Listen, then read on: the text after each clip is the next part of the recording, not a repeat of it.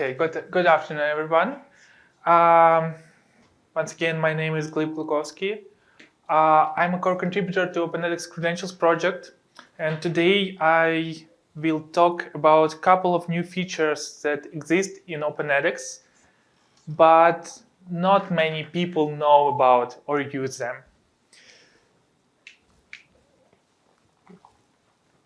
Sorry, technical problems, really quickly.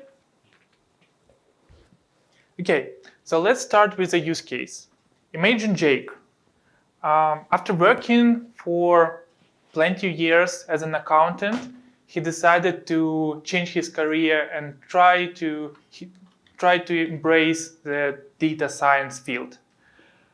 He started learning on different online platforms. He took one program from university. He took machine learning course from a different university.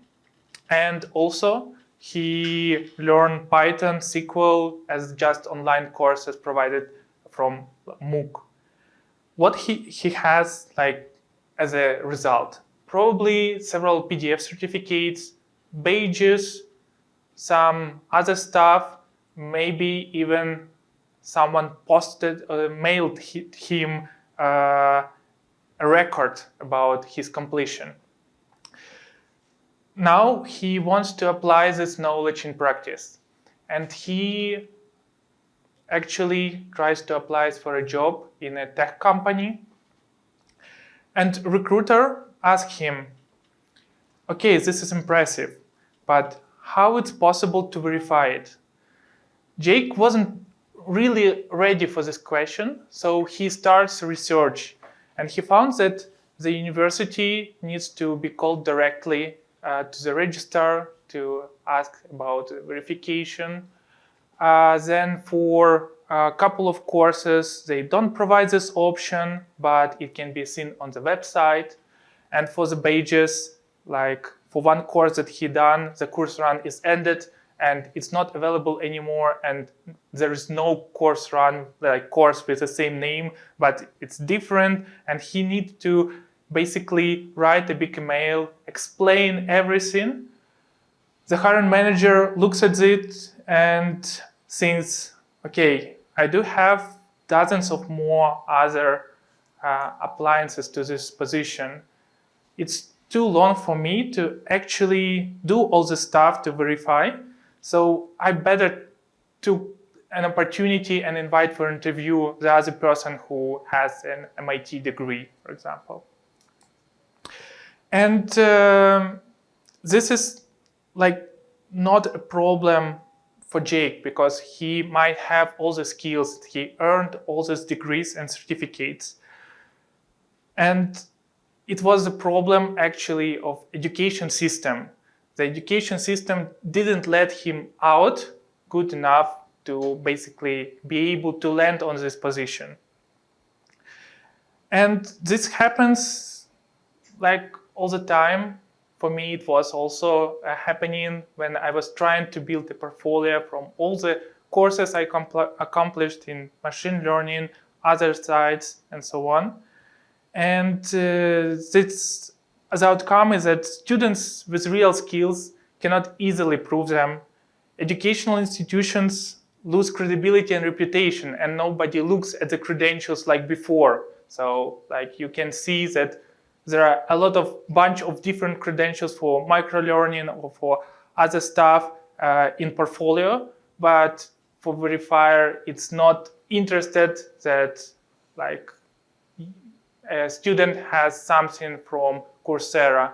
It might be interested only if there are some big names in those credentials.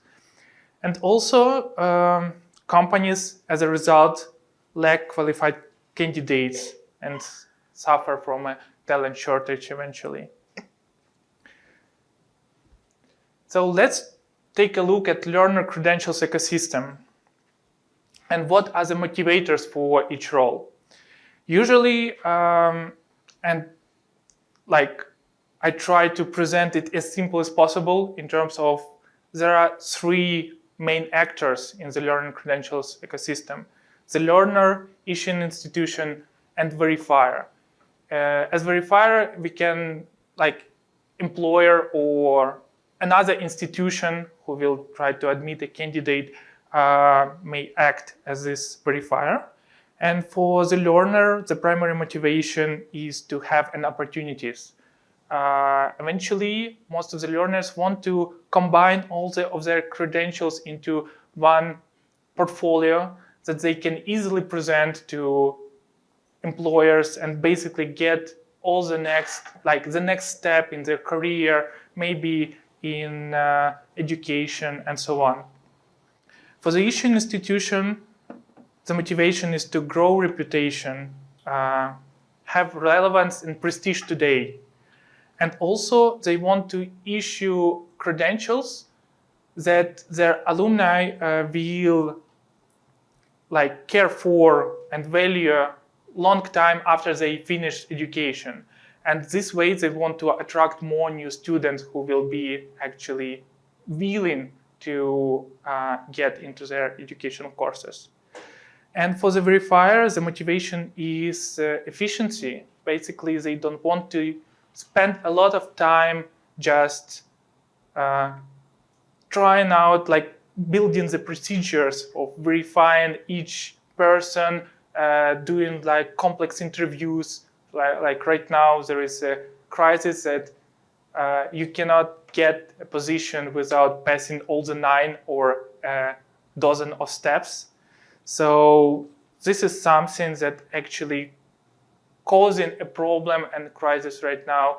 And I won't say that credentialing can solve this, but at least it can give it a hand.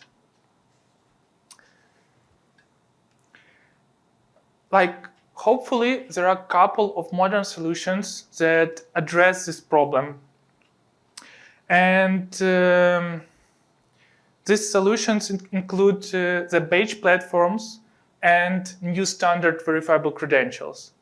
I will be talking about both of them today, and I will try to present them from a different perspective. And I will try to show how they're focusing on the same problem, but taking completely different steps into implementation of the final solution.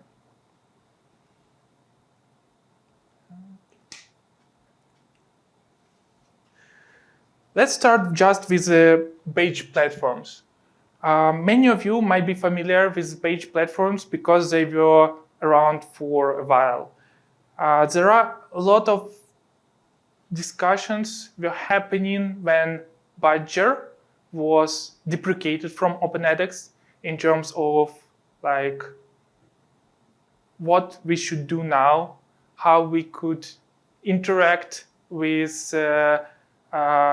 credentialing services without having a support in OpenEdX.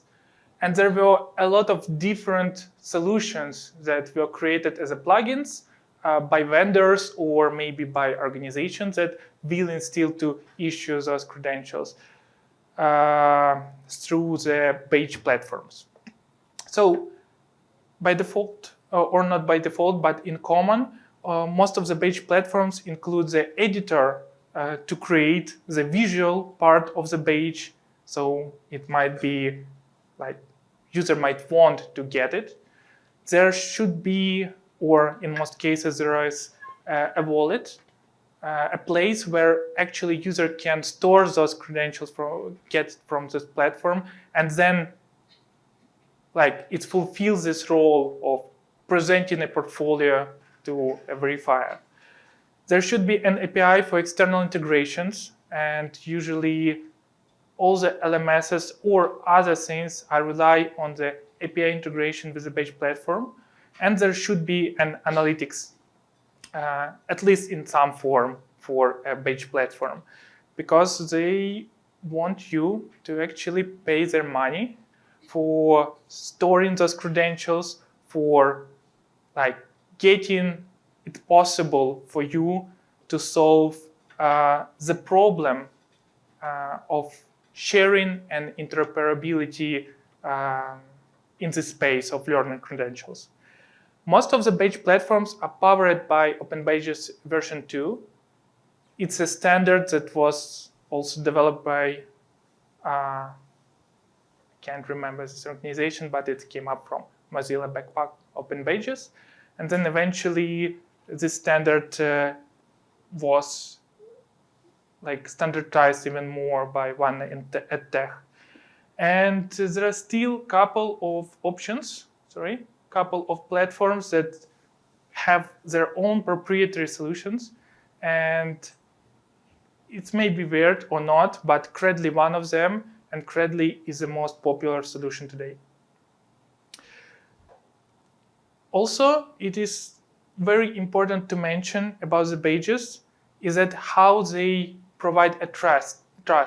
So the problem that we have in learner credential ecosystem is how actually a verifier can trust an issuer, and because an issuer can be anybody. It can be me, it can be Open edX organization or somebody else, and how it's possible to trust that this degree actually proves something, this page actually proves something and not just an image. And for this, page platforms are taking a centralized approach. They are doing some legal contracting with the companies who want to be an official issuer, and eventually they solving the problem of trust by being a middleman between the verifiers and issuer. And then eventually all the users are obliged to use the system or be compliant with the system that page platform provides. On the other hand, verifiable credentials is a decentralized approach. And let me start by just presenting to you what is a verifiable credential, because it is fairly new thing. The standard was developed for 4 or 5 years, but actually they are not used a lot right now in the space. So not many people will know what is it actually. As we can see on the screen, the verifiable credential is basically a JSON document. It includes some fields. It includes some additional properties like context and type. And those properties actually what differentiated from JSON, it is called linked JSON. And those properties are used to provide just some additional context for what this field means, for what this document is for, and how it can be used. The main important thing is that verifiable credential can be used to represent anything. It doesn't relate closely to educational domain or something like this. It can be used to represent your driving license, to maybe a passport, or even vaccination certificate. And this was a big thing during the COVID times, how to be able to verify that actually the vaccine was done. Also, we can see that it includes a couple of strange keys, I would say. And this is what allows this document to be decentralized and allows it to be used without holding this information in the one database. These strings that are highlighted for ID and issuer are decentralized identifiers.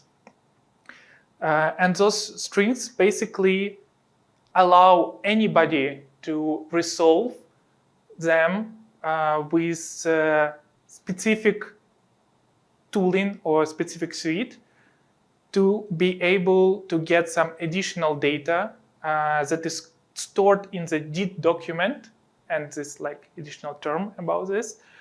And this DIT document will include more information about this entity in the decentralized network of verifiable credentials. Usually, 2 main methods are used, DIT key or DIT web. DIT key is a cryptographic hash that is created based on GWK key. It is something not really easy to do, I mean, in terms of implementation, but there are a lot of suites that support it and that does out of the box.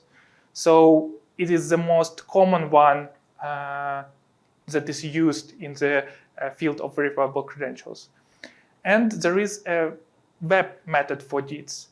And for web, the goal was to make these IDs human readable.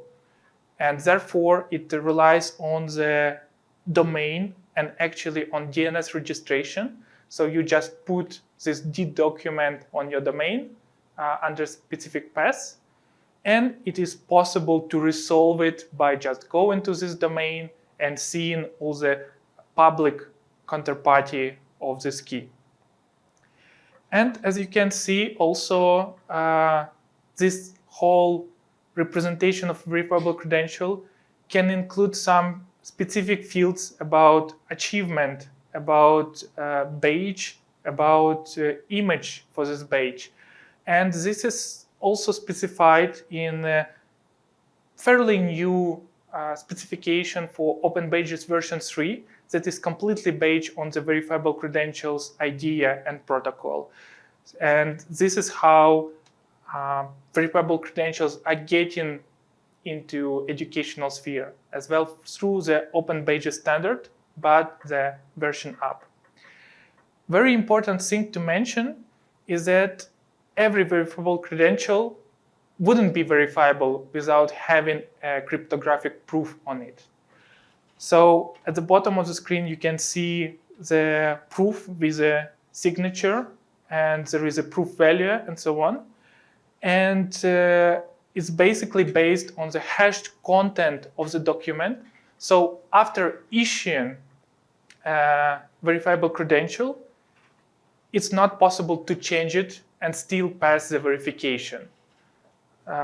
Therefore, we can see always whom issued, like to whom it was issued and who issued this credential, and we can believe those values in the document.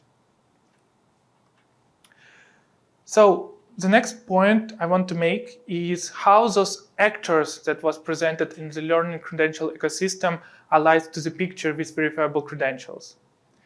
At first, issuer, like it can be any institution that want to issue this verifiable credential, will have some data in their database. For example, it can be about degree, about certificate, or something else. Maybe a credential to have an access to an office. After this, a holder will have their application on the site, and these applications are called digital wallets. The issuer will be issuing credential directly to a wallet that holder possesses. And therefore, after issuance of the verifiable credential, issuer couldn't know how this verifiable credential will be used afterwards by holder. And it's all in the holder's jurisdiction. And that's what makes actually this whole topic decentralizable and not centralized, because each learner might have their own set of verifiable credentials on their phone with themselves at all times, and they can collect their portfolio or building their portfolio in the digital wallet to be able to represent this for verifiers. Then holder can either transfer this to another wallet. Maybe he wants someone else to hold this credential for a while and he passes this to another user. And afterwards, he can present this verifiable credential in form of verifiable credential, or it's interesting point also in form of verifiable presentation to a person who wants to verify it, who wants to get some values about this credential. I would like to say a couple of words about verifiable presentation. This is actually the same protocol as verifiable credentials. It just includes a subset of fields that can be used in the verifiable credential to be able to have more private kind of sharing. And for example, if you need to share some information, you can create a verifiable presentation including only this information and hide other from a verifier. So it's pretty useful for data protection. And then eventually there is a verifiable data registry, an open place that is distributed in terms of there should be many different nodes, or it can be done via trusted databases, via government databases, to which issuer can actually write some data about the credentials they're issued, and verifier can check status of this credential. And then eventually, after some time, if it would be necessary for issuer to revoke a credential, they can do this easily through this verifiable data registry, and it won't be possible to verify it anymore. Okay, so this overview of verifiable credentials ecosystem and domain. And now we will take a closer look at edX's approach and how we actually integrated verifiable credentials and badges with the credential service in edX. The first thing is that we actually were deciding whether it should be plugin or maybe it should be addition to LMS or to credentials. And at the time, I think MIT X-Pro already had an integration with the verifiable credentials ecosystem.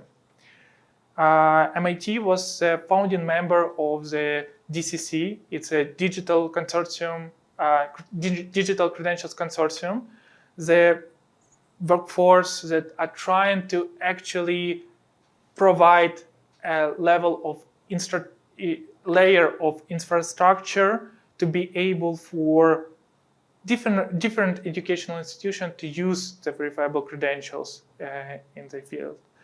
And we were looking at their experience on how they adopted it for basically edX built solution with some customizations.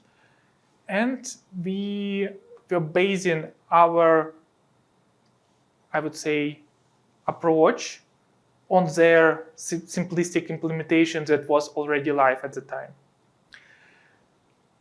And what we can see here, so basically we extended credentials with a couple of modules like badges and verifiable credentials, and we tried to make them modular and extensible over time. So eventually, we might have a lot of different wallets or a lot of different sign-in services implemented for a verifiable credentials application, and it will make possible for your organization to use these verifiable credentials with extension for your specific ecosystems that you have in place or you are planning to build. The same thing for badges. Right now, there are two backends that are supported since TIC release. It's Credly and Accredible. And this are two main or maybe most popular badges platform that exist right now. And we have an API integration for both of them. They are a little bit different, but they are generalized in that way that you can easily create a third integration for a new badge provider on top of this.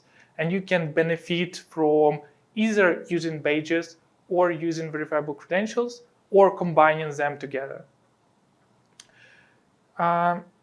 Very important thing to mention is that we have event bus in place between LMS and credentials integration. So each event that is happening in LMS, like course passing grade or course completion, certificate generation, will be consumed by credentials, and almost in the real time, you will have the results and the new user credentials in credential service. Therefore, it will be possible to generate a verifiable credentials for it or issue a badge. Let me really quickly walk through, like it's almost a demo, but it's a representation of the functionality that is available right now for the badges and how to configure the badges. The prerequisite before the slide is basically that you have registered an account in one of the badges provider. You have set up an API integration. It is pretty easy to do. You can just follow some instructions on docs.openedx.org. And then eventually you go to the badge requirements interface. The badge requirements is explaining how to process the event or a set of events to be able to issue the final badge. So for example, on the slide, you can see that event type of passing status updated is necessary to be able to issue a badge.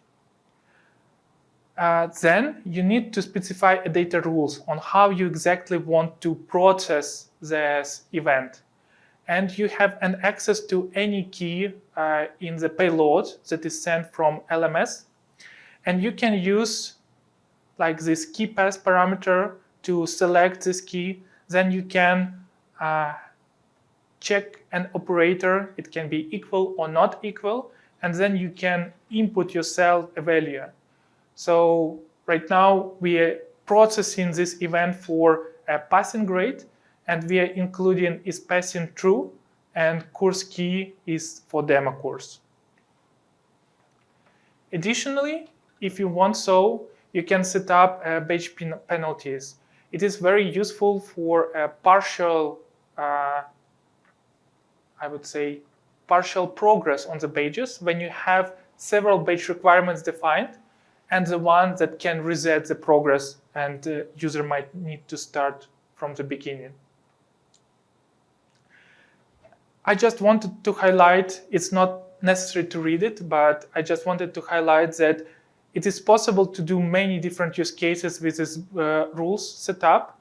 It is possible to do a completion for the specific course, for multiple courses, using this group option on the badge requirements, or you can do this for one of many courses. And like if user completes one of many courses, he gets a badge. And now let's go through the verifiable credentials configuration in OpenEdX. It is pretty the same because it's based on the same architecture. So we have event bus in place to communicate between LMS and credentials about certificates. And also you need to set up yourself the consumer on credential side, or like the provider on the LMS side is already set up by default. You just need to specify to which specific topic you need to push these events. Then this coming very different thing and very specific to verifiable credentials. It's about being able to set up an issuer. So we providing in OpenEdX a possibility to generate your DID for your new issuer if you don't have any. And you can basically use a management command in credentials. Then you will have both DID and private key for this DID. And you need to specify it either in admin panel for credentials or in configuration for your OpenEdX installation. The other thing is that if you already have a DID and you have generated this elsewhere, there's also support for you to provide this in the form of the DID web or DID key, and you can just embed this into credentials. And the last but not least point is about registering in DCC registry. So right now we have implemented integration specifically with DCC provided tools. It is Learner Credentials Wallet that can be downloaded to iOS or Android application. But to be verified issuer, you need to actually pass a step of discussion with DCC that you want to issue credentials and participate in their registry of known issuers. For development purposes, it is very easy. You can just open a pull request against Sandbox registry. But to be actually in the DCC community, you might want actually to talk to those guys and being able to be added to the list of new known issuers. And really quickly, this more like this looks more like demo. It's about the journey of the learner and what actually is available in OpenEdX today. So at first, learners should complete any courses, maybe the courses that are bind into the program, and get some certificates in OpenEdX. Like underneath, it should be synchronized simultaneously. If everything is set up, it should be done in real time and synchronized to credentials. Then learner can click on View My Records button and open the Verifiable Credentials tab on the Learner Records MFE. There, they will see basically a couple of proposals. They will see all their accomplishment and all the certificates that they completed on the platform, and they will be able to create a verifiable credential option of any program or course certificate. After clicking on Create with Learner Credentials Wallet, they will see, if they are clicking on desktop, they will see a QR code with some instructions on how to download this Learner Credentials Wallet and that they need to scan this QR code with application. Or if they are opening it from mobile, they will see download credential link. And after scanning this QR code, the Learner Credential Wallet will actually connect to OpenEdX system, and you will be able to either decline or accept this credential, save this to your mobile phone, and it will be automatically verified by a mobile application, and you will be able to present it to any verifier or any interested party in this. So I wanted to highlight also a couple of tech decisions that we made during implementation of it. We were discussing a lot about how close the integration with DCC infrastructure should be. They provide actually an issuer tool for signing credentials that is based on Node.js. And we decided to not bring this additional complexity to our system. So we decided to build upon other solution that is actually a Rust-based library that can be integrated easily with Python using the Python port. And it is actually supported and maintained by Spruce ID, another member of the global, I would say, force for moving for the decentralized identity and verifiable credentials. Also, we decided to base this revocation algorithm and how the revocation can be happening for any credentials on status list. So this is like a simple bit string that deployed on every installation of OpenEdX that's available via API endpoint. And it is really great that we didn't have to go into blockchain solution for now, and that we were able to find this lightweight approach for open source installations.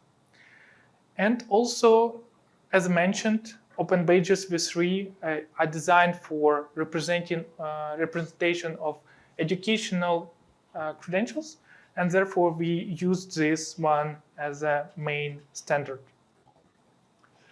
There is also a tutor plugin that is maintained by Raccoon Gang available. So basically all the stuff that showed on architecture and how you can enable the consumer and producer can be done automatically using this tutor contrib badges plugin. It also activates all the features, and it's fine to use it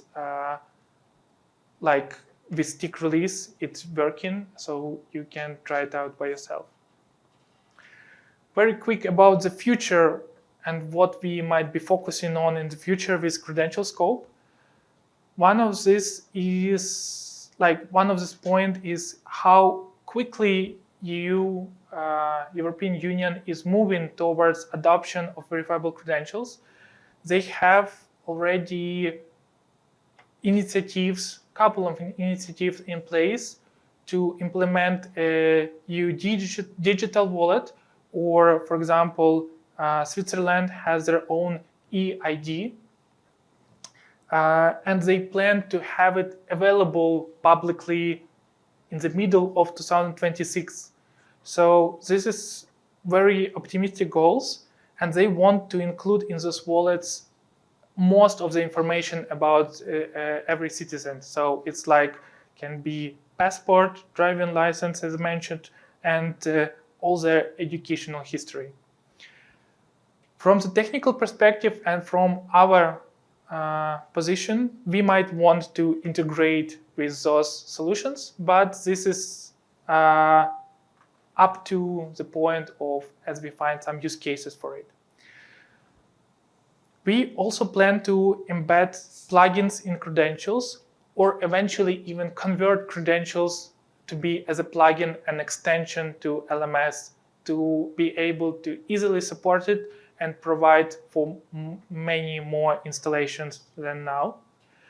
There is also ongoing discovery IDA deprecation proposal and how we might reimagine programs in OpenEdX. So this definitely will influence the verifiable credential scope, because one of the use cases is getting those verifiable credentials for the programs, and we would need to keep up with this. And also, we would need to collect more interoperability requests in terms of implementation of new backends, maybe new plugins, to be able to make actually this usable outside of DCC network as well. I would like to provide many thanks to Axim, DCC Credentials, and Pearson for helping and sponsoring this work, and also to Raccoon Gang for implementation and bringing to life the solution. On the slide, you can see the reference to documentation, this presentation materials, and also contacts in terms of if you would need anything to discuss about credentialing, or maybe you would like to try and will face any errors.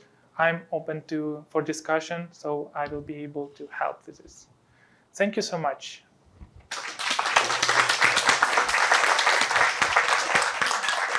All right, folks, I think we have time for a couple of questions at least, so any hands?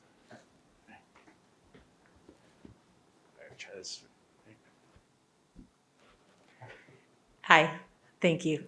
So as someone who's a big fan of LERs and verifiable credentials in general, curious about whether you think that the sort of slow pace of adoption with this is mostly based on limited demand on the employer/verifier side, or limited interest or knowledge on the learner side, or some other barriers, or something else? Yeah. Okay, thank you for your question. It's very interesting. So I actually met with a lot of different companies that are interested in this topic, and they wanted to have this possibility like in their system as well. I think the most problematic part right now is interoperability. Each company might have their own standard that is maybe based upon or on top of verifiable credentials, but it may be something different, a little bit different. And then eventually this loses all the sense in terms of like you need to download 5 different wallets. You need to go to one employer to show it in that standard, and to another you like should use only the legacy one, and so on. And eventually it just like seen as a future for most of the employers, at least for now.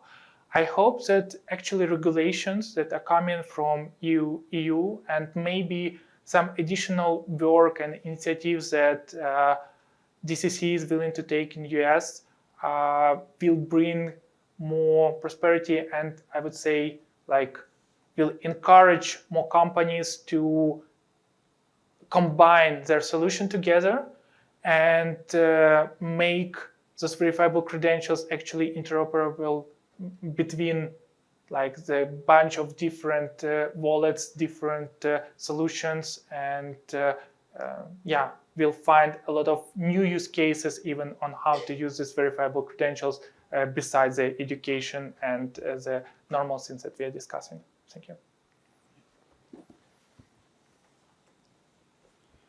So I had a question about the way that you had the example using the course passed event.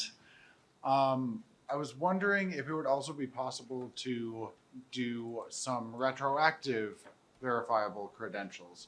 So if there's a large platform that somebody's hosting where a bunch of people have already passed a bunch of classes and they want to start being able to give out verifiable credentials to those learners that have already completed things, have you thought about that as a use case?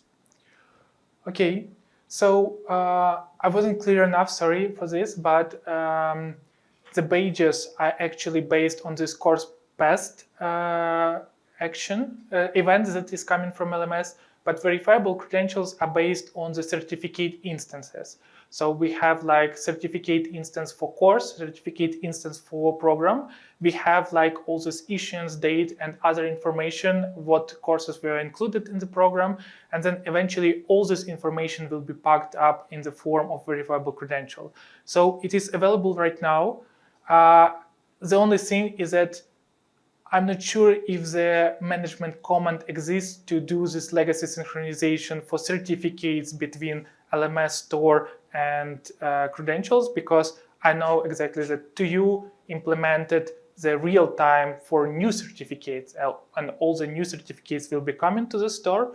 But for the legacy, it might be still like a small challenge that you need to synchronize this data between these two data models. Okay, I think we have time for one more question. Thank you. So when the credentials are issued, is that done automatically in real time, or is there a cron that waits once an hour to check to see what courses have been passed? Mm-hmm. Okay, thank you for your question. So right now, the issuance of verifiable credential happening every time when user clicks on the button, create a new verifiable credential. And basically each course certificate or each program can have a lot of verifiable credential instances that are issued at different time, but it should be like the name of the user on the certificate should be the same as the name of the holder in the application. And yeah, answering your question, it is happening always in the real time. And basically there is a communication between mobile application, mobile wallet, and backend happening in the real time, and it doing itself like authentication and proves that basically, okay, this credential is issued at the time and it wasn't revoked yet.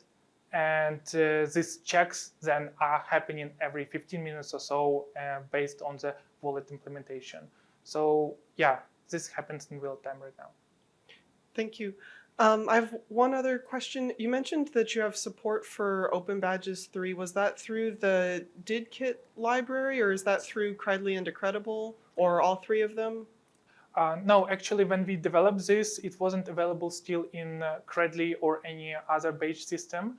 And this is implemented almost from scratch, like using these base libraries like DidKit. So the Open Badges standard is based on top of verifiable credentials, and it aligned both with version 1.1 and version 2. And therefore, yeah, we implemented this almost from scratch, building the correct contexts and then signing it with the Python or Rust-based library. Thank you.